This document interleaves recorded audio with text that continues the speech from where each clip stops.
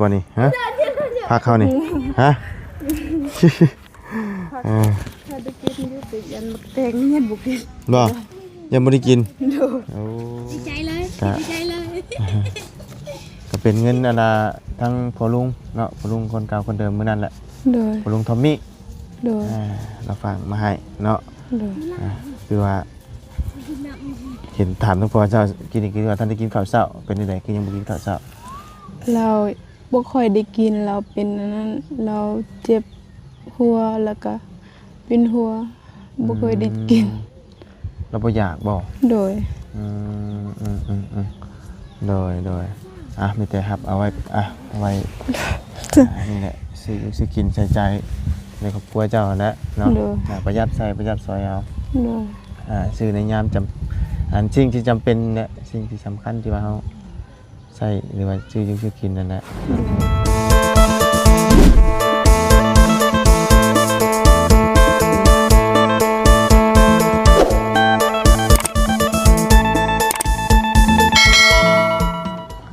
เนาะมื้อนี้ก็เปิดภาพมาอยู่พี่ละพี่น้องกันเนาะว้ายไก่นี่ก็ได้พี่น้องกันเนาะจับใส่ต้มมื้อนึงได้นี่ว้ายมาขันใส่หูอยู่หูยังอยู่นี่เนาะ เอามาอยู่อันน่ะ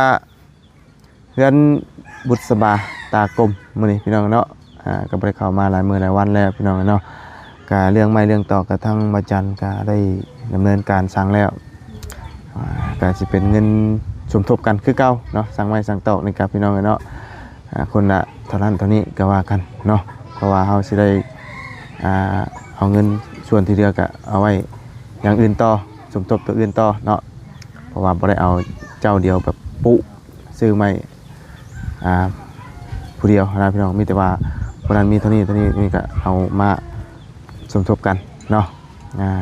เอาคนอื่นก็กับสบายดีและสวัสดีพี่น้องกันเบิดสุขุสุคนพี่น้องเนาะมื้อนี้ก็ลมเย็นพี่น้องเอ้ยอากาศดีอยู่เนาะเอามื้อนี้ก็เข้ามาหาบุษบาตากลมมื้อนี้ก็พอดีมีทางพ่อลุงเพิ่นได้ฝากเงินมาให้บ่าวบุญเนาะให้มามอบให้ทางบุษบาเนาะพอได้ซื้อของอยู่ของกินหรือว่าซื้อ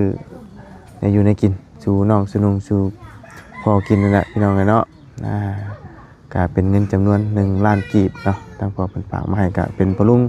ทอมมี่คนเก่าคนเดิมเนาะที่ว่าได้ฝากมาร่วมสมทบล่าสุดนี้เนาะฝากมาให้บ่เพิ่นมามอบให้เนาะเอาเดี๋ยวจังไดก็สิไปหาทางน้องเพิ่นก่อนบ่ฮู้ว่าจังไดพี่น้องเอ้ยเนาะอยู่กันเบิดทุกคนอยู่บ่คือสิอยู่กันเบิดแหละเนาะคือสิบ่ได้ไปซะดอกพี่น้องเอ้ยเนาะเพราะว่าก็บ่ค่อยมีเวียกมีงานเฮ็ดเนาะก็มีแต่คนไม่ไปแต่ละเทื่อกันเนาะโดนๆจะได้มีเทื่อเนาะมันก็บ่ได้เฮ็ดตลอดพี่น้องเอ้ยเพราะว่าบ่ได้ค่อยเห็นทั้งน้องเพิ่นไปเฮ็ดพอปานใดเนาะก็โดนจังหวะได้ไปรับจ้างคนมันสินะเนาะเอาจ้ะพี่น้องจังไดก็ไปทำข้าวกันเป็นจังไดเนาะมื้อนี้หดผักหดหญ้าแล้วล่ะบ่เนาะตักน้ำหิมเซมาหดนี่โอ้ยเย็นจ้อยเลยพี่น้องเอ้ยเอาว้าวอีหยังก็คืออันอยู่ในถ้ำในหูนี่พี่น้องเลยนี่โกนข้างหื่นอยู่เนาะในหูนี่หูพี่น้องเลยไปเดี๋ยวจังไดก็ไปหาทั้งบุษบาก่อนพี่น้องเลยไปเนาะก็มาแต่เสาพี่น้องเลยเนาะเพราะว่าไม่กำลังสั่งมาจากมือใดแหละจะได้มาหอดพี่น้องเลยนี่แต่ว่านี่แหละรอเนาะเสานี้สรุปจักต้นพี่น้องเลย9บ่หรือว่าจังใดคือเห็นทางพ่อลุงแล้ว9 ต้นเนาะพ่อลุงที่ว่าเราฝากเงินมาเป็นคลิปบ่จันบ่หรือว่าจังใดเนาะ6นี่ก็งามแล้วพี่น้องเอ้ย6ก็คือเฮือนเจืองโอ้งามเลยมันพอดีต่ออ้อยเนาะงบก็บ่สูงพอหาได้พี่น้องเอ้ยเอามาบัดนี้ก็ถือว่าใกล้จะได้กินแล้วบ่พักยาขาหุ่นเฮาก็ได้เนาะเอาสบายดีมันสิเป็นตาได้กินอยู่บ่นี่ฮะพักเข้านี่ฮะ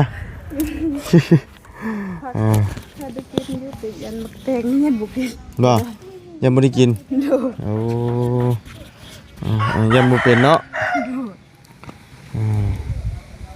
บักแตงนี่ต้องเบิ่งมันดีๆได้ใช่มันบ่ได้กินคือว่านะบักแตง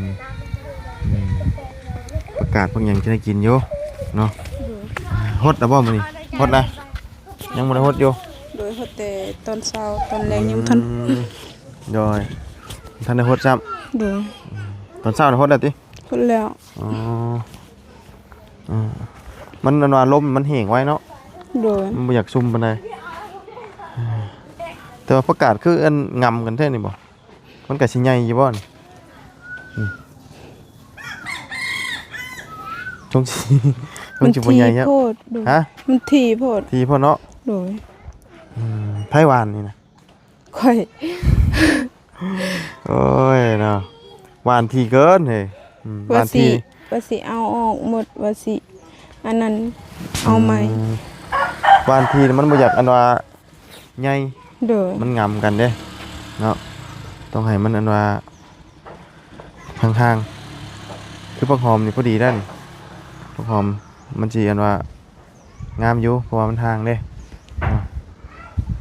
มันห่างมันสิอันว่าบ่งำกันมันสิใหญ่เนาะอยู่เฮือนเบิดมื้อนี้บ่ โดย พ่อก็บ่ได้ไปใช้ โดย อ๋อโดยไปออกข้างนอกพุ่นน่ะหาแนวมาเฮ็ดบ่สิเฮ็ดอันนี้ต่อบ่ โดยว่าสิไปตัดไม้ ตัดอยู่ไส อยู่ หึ อยู่นั่นตัด ป่า ไม้บง ไม่บงบ่ โดย เอาอยู่ห้วยพุ โดย อ๋อตัดมาสักข้างมันเนาะ โดย ก็ตอนเช้าน่ะฮดแล้วนี่เนาะ โดย เดี๋ยวแต่ตอนแรง โดย อ้าวมีแต่ว่าตอนแรงก็จังฮดใหม่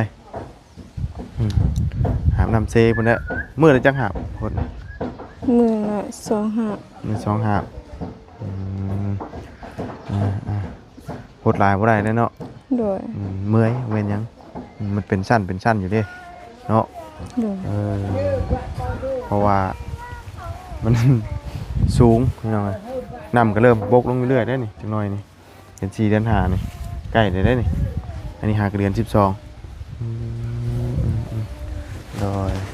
มื้อนี้วันจันทร์ก็ว่าบุญข้าวมาแล้วบ่ ยังมีแต่บ่เพิ่งเข้ามา บ่ โดย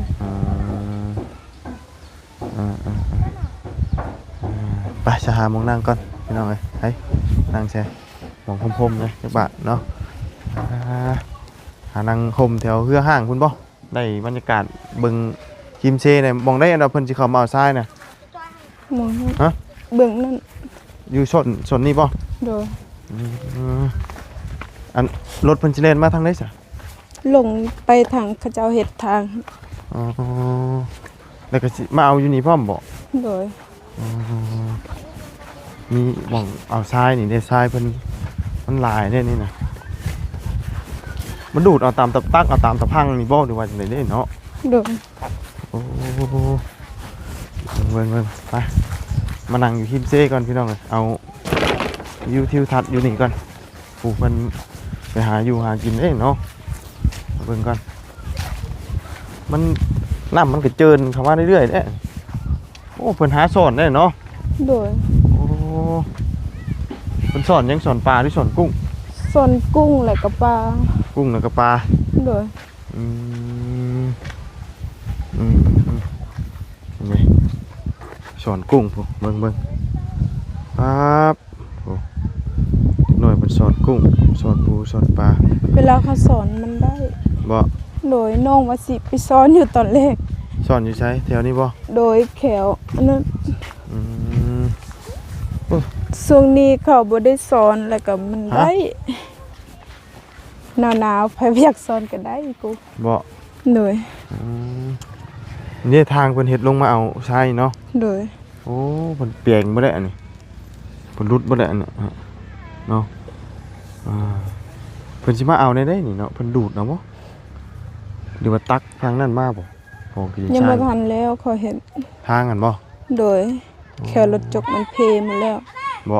อันนี้ก็รถจกคุณมาจกนั่นบ่ โดย อ๋อเป็นจกทางแบบนี้เลยเนาะ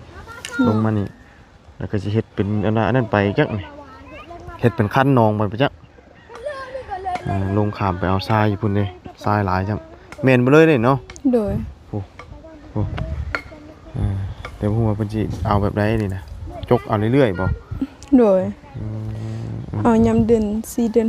5ยามนี้เอาบ่ได้นำเลิก โดยมีทรายเนาะ โดย ไปมาพี่ปันแดดมาหานางเงาต้นไม้พี่มาโอ้ยนี่น้องเอ้ยบางบึกละบ่าวสินางต้นไม้นี่มานั่งก่อนเพื่อได้กินหมักน้ำมุดนี่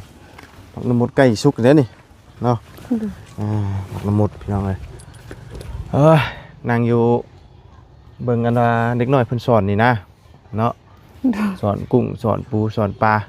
เห็นบ่หามเห็นอยู่บ่เห็นอยู่บ่เออ ได้ช่วงแรงๆคนหาสอนหลายอยู่บ่ หลาย ได้อันเมื่อวานนี่บ่จันเราได้เข้ามานี่บ่ โดย สั่งไม้บ่ โดย สรุปเสาร์วันนี้เอาจากต้น เราว่าเอากอต้น ฮะ เราว่าเอากอต้น6ต้นมันว่าน้อยๆพอ เก้าบ่บัดนี้ โดย บัดนี้เป็นเก้าเนาะ โดย แต่ว่าถามว่าน้อยบ่มันก็บ่น้อยนะ6ก็ได้เพราะว่าเฮือนอาเจียงนี่ก็บางใหญ่นึงนะหลัง4 คูณ 6นี่ก็ใหญ่อยู่เลยเนาะไม้เฮาก็สิบ่เปลืองเฮาสิบ่ได้ต่อแต่วันนี้ต้องเพิ่มอีก3เนาะ โดย เพิ่มอีก3สั่งไม้แล้วก็เสาเนาะโดยแต่บ่ฮู้ว่าเพิ่นสิมาส่งมื้อใดติบัดนี้เนาะ โดยเราว่าบ่จันว่ามื้อนี้เราว่าเขามาส่ง แต่ว่าได้โทรถามทั้งวันจันทร์อยู่เพิ่นว่ามื้อนี้บ่ได้มา โดย ไม่นะเพราะว่ามันยังบ่ครบเพิ่นน่ะประมาณ 3-4 มื้อเข้ามานะ โดย เข้ามายังได้เนาะแต่ก็ฟังเบิ่งบางเทื่อเพิ่นอาจจะได้ก่อนก็มีหั้นนะเฮาก็บ่แน่บ่นอนเนาะ โดย เรื่อยๆพี่น้องเอ้ยเนาะหูเดี๋ยวนี้บ่ค่อยได้ยินหยังเลยนี่นะหูดับมันเป็นแบบว่าคือคล้ายๆว่าคือเฮาเป็นหวัดนี่นะคล้ายเฮาเป็นหวัดแล้วเฮาหันใจแล้วมันนั่นนะแต่ว่าอันนี้บ่แม่นบ่ได้เป็นหวัดแต่มันชิลี่เหยียบโดนชักเหรอชิลี่ เต้นได้ครับฮะ ระวังก็ เราว่าโทรศัพท์นี่เป็นสี่เหลี่ยม มันเป็นสี่เหลี่ยมเอ้าสร้างว่าแท้แต่ก็มันบ่เป็นสี่เหลี่ยมบ่ เนยก็คืออันนี้เพิ่นสิมาเอาทรายอยู่นี้อยู่เทิงพุ่นก็มีเอาอยู่บ่ โดยอยู่เทิงเขาก็เฮ็ดทาง แสดงว่ามันต้องมีหม่องเอาหลายดีเพิ่นจึงลงทุนปานนี้เนาะ โดย ลงทุนแบบว่ามาขนทรายเอานี่นะแล้วก็อันแปลว่าสิเจาะน้ำบาดาลให้4บ่บ่ได้ยินเพิ่นว่ามื้อน่ะตามที่ว่าทางอันนาบาวท้องนางหัวเพิ่นเว้ามื้อนั้นนะลุงเนาะลุง โดย แล้วว่าเพิ่นสิเจาะน้ำบาดาลให้4บ่ราคาเพิ่นมาเอาทรายเอาหยังนี่นะเพิ่นเฮ็ดทางให้พร้อมสิเด้ตามแล้วว่ามื้อนั้นเนาะแสดงว่าอยู่นี่มันต้องได้กำไรแบบมหาศาลเลยเด้อนี่ถึงลงเฮ็ดให้ป่านนั้นมันต้องได้หลายอยู่แล้วแหละมันต้องคุ้มค่าเพิ่นอยู่แล้วเนาะ โดย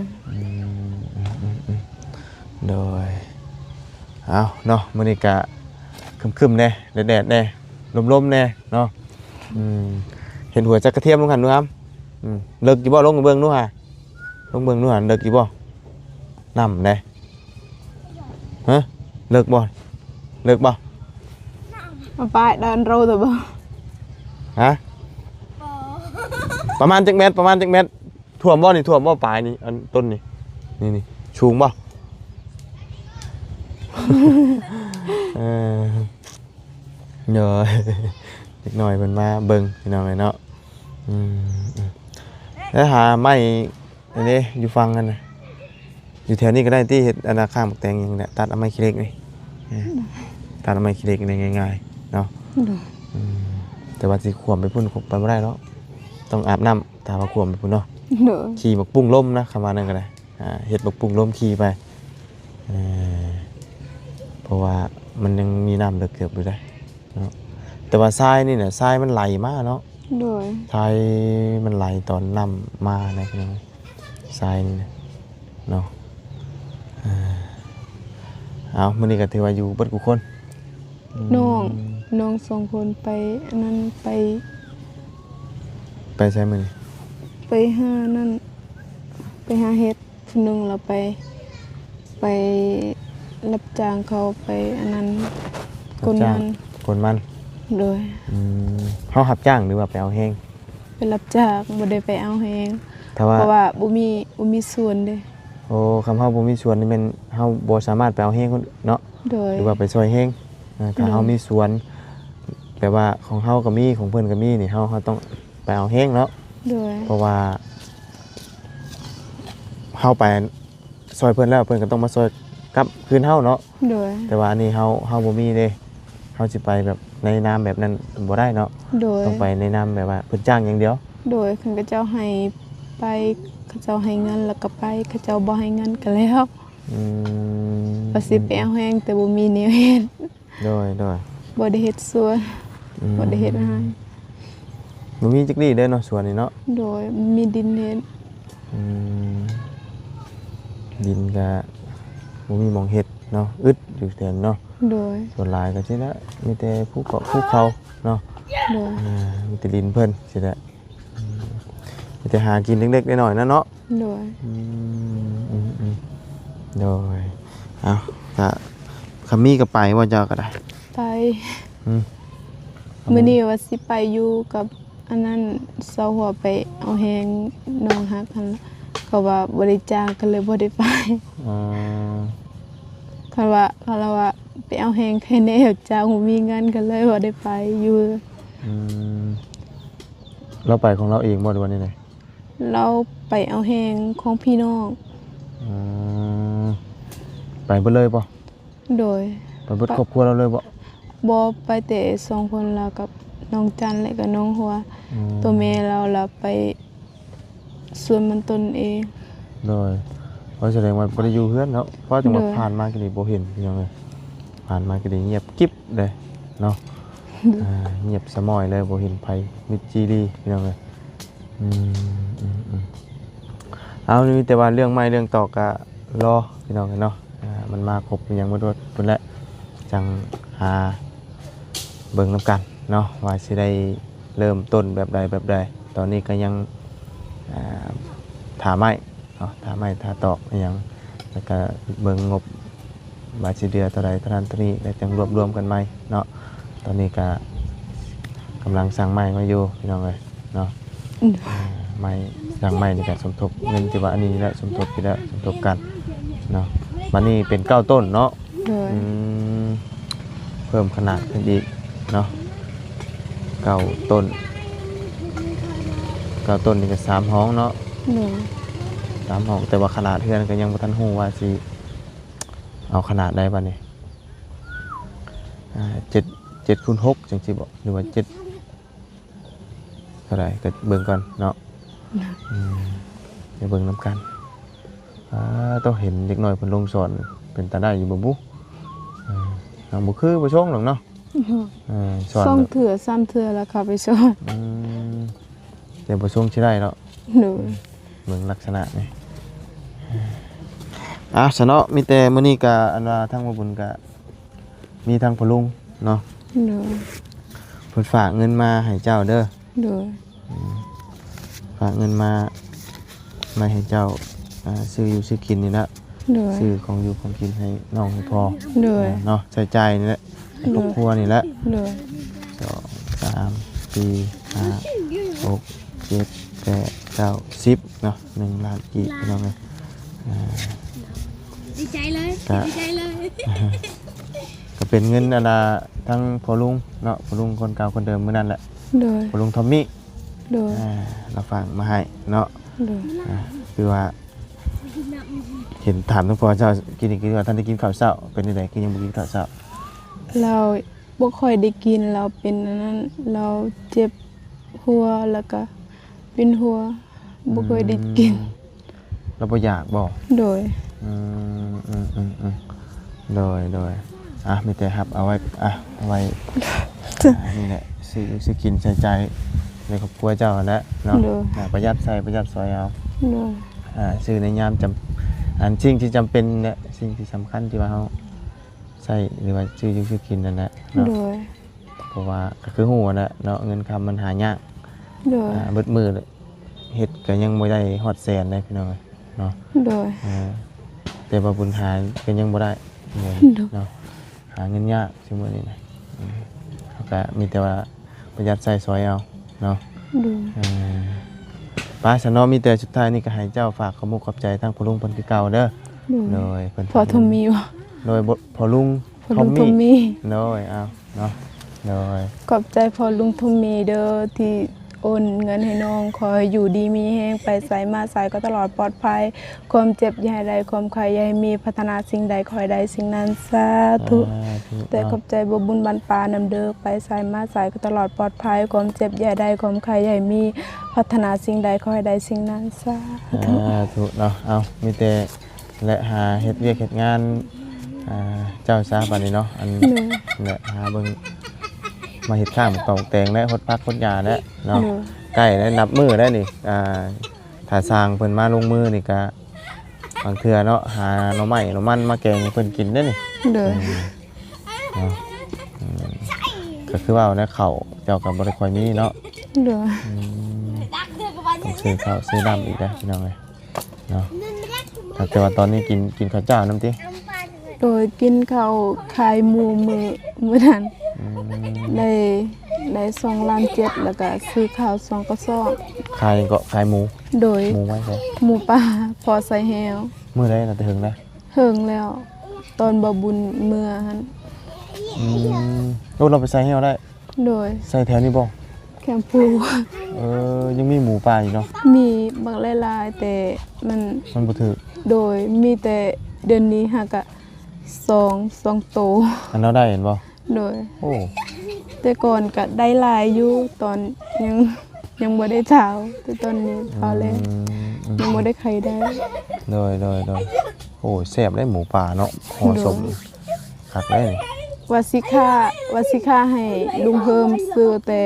เขาบ่ได้ซื้อในบ้านนี้ก็ยกขายเป็นโตเลยโดย มันทันได้ตายบ่ตอนนั้น เนี่ย โอ้ยเป็นเลย โดย มันถึงเหี่ยวเนี่ยเนาะ โดย มันบ่กัดบ่เฮามาแบบนั้น กัดแต่ใส่น้ำใส่ไหมอยู่ในปากมันคัด โดยไปซะเนาะมีแต่มาบุญก็สิออกเลยเด้อบัดนี้เด้อ โดย ไปสบายดีเด้อ สบาย น้องเนาะไปโอ้ยเฮ้ยครับกูลงอาบน้ำไปอาบน้ำเช่ไปโอ้ฮาโดเด็กหน่อยหาสอนแต่ว่ายังบ่ได้หรอกอ่ะตังหาเล่นเนี่ยเด็กน้อยน้องเนาะ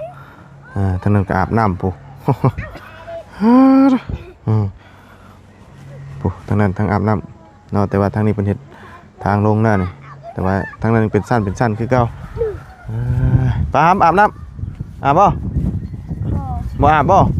หนาวบ่สะแงดบ่ไปสับพี่น้องเนาะจังไดกะลำลาก่อนเด้อบัดนี้เนาะเพิ่นก็ไปหาข้าวหมักแตงไปซักแตงแล้วเนาะไปหาอายุพุ่นเด้อไม่บงไม่หยังเนาะสำหรับคลิปนี้ลำลาแล้วขอบคุณทางพ่อลุงพ่อมี่เนาะฝากเงินมาให้